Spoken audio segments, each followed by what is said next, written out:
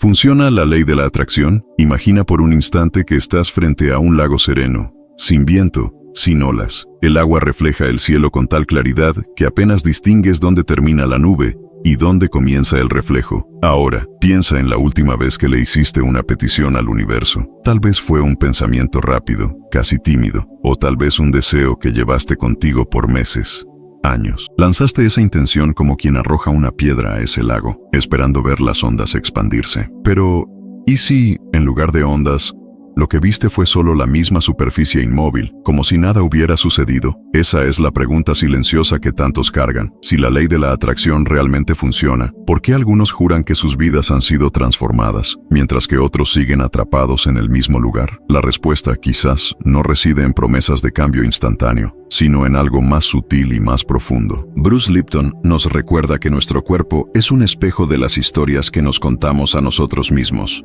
y que cada célula vibra de acuerdo con esas narrativas.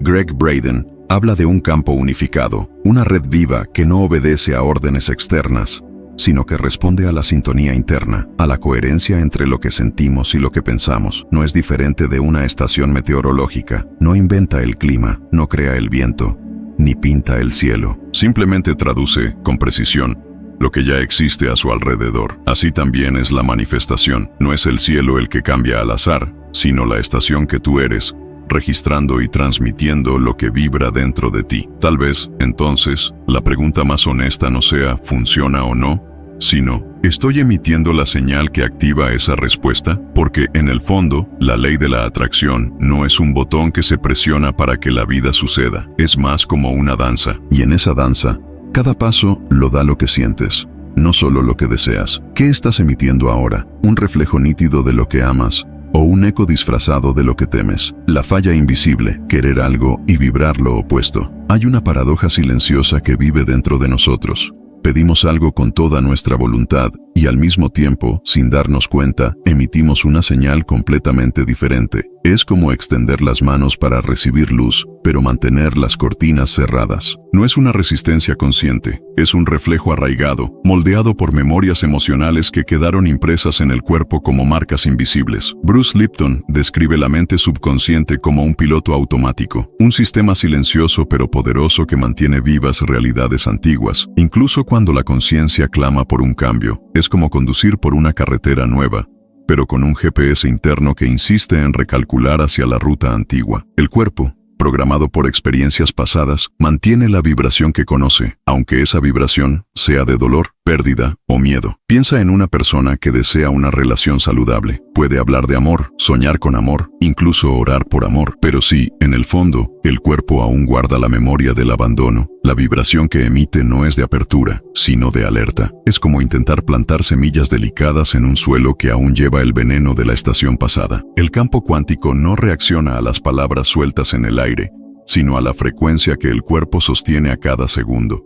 Y tal vez sea por eso que tantos se frustran. No es falta de fe, sino falta de alineación entre el deseo consciente y el patrón energético que el cuerpo conoce como normal. Esta desalineación crea un ruido silencioso, un retraso invisible entre lo que pedimos y lo que recibimos. Es la danza interrumpida por el recuerdo del paso en falso. Es el lago al que se arroja una piedra, pero el agua no se mueve, porque está congelada por inviernos antiguos. El mito del pensamiento positivo. Existe una creencia difundida de que basta con repetir frases bonitas para cambiar la realidad, como si el simple acto de decir «soy feliz» fuera suficiente para disolver años de tristeza. Es una idea tentadora, pero incompleta.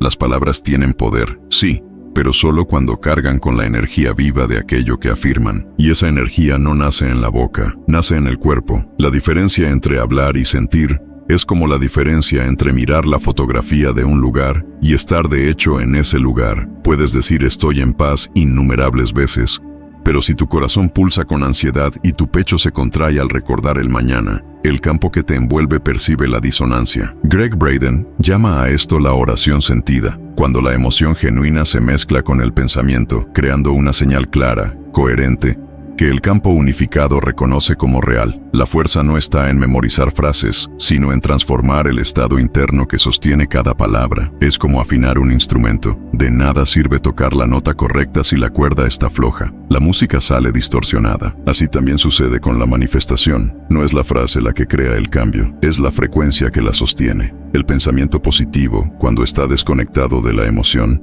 es como un faro sin bombilla, una estructura impecable, pero sin luz para guiar. Sin embargo, cuando la palabra y el sentimiento se vuelven uno, el mensaje deja de ser una petición frágil y se convierte en una declaración vibrante, capaz de atravesar distancias invisibles y provocar respuestas que parecen mágicas, pero que son, en realidad, la más pura expresión de la coherencia, la expectativa y la ansiedad, el ruido que distorsiona la señal. Hay un momento, justo después de plantar un deseo en el campo invisible, en que muchos comienzan a medir el tiempo, miran el reloj de la vida y esperan el retorno como quien aguarda un paquete retrasado. Pero esa espera ansiosa conlleva una paradoja. Al mismo tiempo que se desea, también se confirma la ausencia. Es como pedir lluvia y a cada minuto mirar al cielo buscando nubes, mientras el suelo se reseca aún más. La neurociencia de la anticipación muestra que cuando la mente entra en un estado de expectativa exagerada, hay un aumento de la dopamina. Parece positivo, pero este exceso desregula la coherencia entre el corazón y el cerebro. El cuerpo pasa a vibrar en estado de alerta,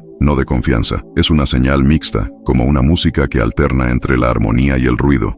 Y el campo unificado responde a ese conjunto, no solo a la intención inicial. Greg Braden y otros estudiosos hablan sobre el poder del estado de ya realizado, no como un truco mental, sino como una sintonía verdadera. Es lo opuesto a la urgencia. Es sentirse tan entero que la realización se convierte en parte del ahora, no en un punto distante en el futuro. Este estado estabiliza el campo, como un río que corre suave, sin prisa, pero con una dirección certera. Cuando la ansiedad entra, la señal se fragmenta. Es como intentar escuchar una melodía bonita en medio del ruido de una estación de radio mal sintonizada. El mensaje aún está ahí, pero necesita atravesar capas de ruido. Reducir ese ruido no se trata de renunciar al deseo, sino de liberarlo de la prisión de la prisa, permitiendo que encuentre, en su propio tiempo, el camino de regreso hacia ti, transformando creencias en experiencias visibles. Hay una semilla silenciosa en el fondo de cada creencia. Germina, crezca o no bajo el sol de nuestros deseos, porque fue plantada mucho antes de que nos diéramos cuenta. Pequeñas decisiones, aparentemente banales,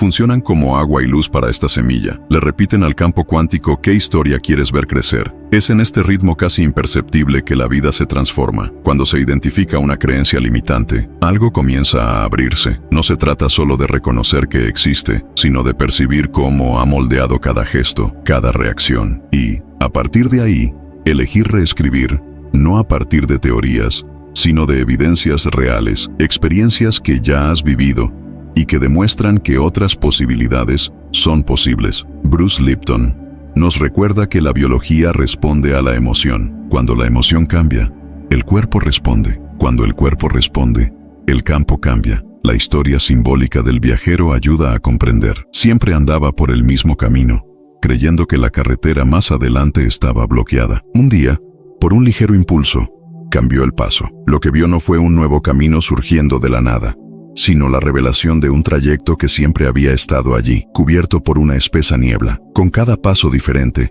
la niebla se disipaba. Transformar creencias no es como levantar una casa desde cero, sino como limpiar las ventanas de una casa que ya existe. El paisaje siempre estuvo allí. La diferencia es que, ahora, la luz entra. Y, cuando la luz entra, hasta los rincones más antiguos y oscuros revelan que nunca estuvieron vacíos, solo esperaban ser vistos. Cuando la ley de la atracción deja de ser una teoría, hay un instante, casi imperceptible, en que algo cambia. No es una explosión de acontecimientos, ni una señal grandiosa que viene de fuera. Es más como el silencio después de una tormenta, cuando el aire parece limpio y el horizonte más nítido. Ese instante nace cuando el pensamiento, la emoción y la acción dejan de caminar en direcciones opuestas y se alinean en un mismo compás. Bruce Lipton llama a esto biología coherente. El cuerpo deja de vivir en guerra consigo mismo y comienza a respirar la realidad que antes solo existía como un deseo. Greg Braden describe el retorno del campo unificado como un eco. No es magia,